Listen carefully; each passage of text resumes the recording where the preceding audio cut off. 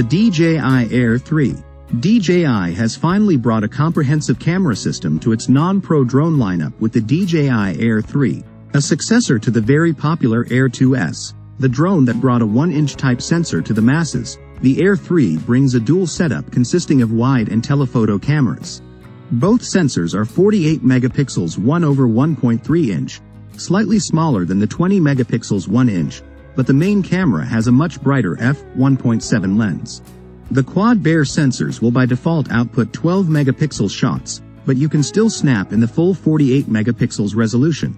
Specs-wise, the wide camera is a 24mm f1.7 unit, while the telephoto is a 70mm f2.8. Lenses have autofocus as well. Video specs are also impressive. You get up to 10-bit recording across the board in HLG and the new D-Log M profile. D-Log is gone, and 4K at up to 100 FPS without a crop.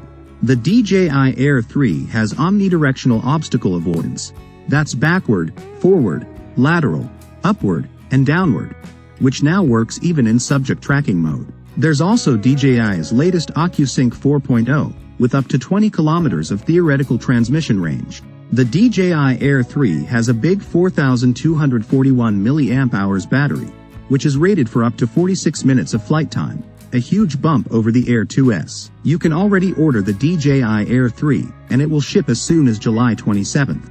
The drone starts at €1,099 with the DJI RCN2 regular controller, going up to a Fly More combo with the same controller and 2 extra batteries for €1,349.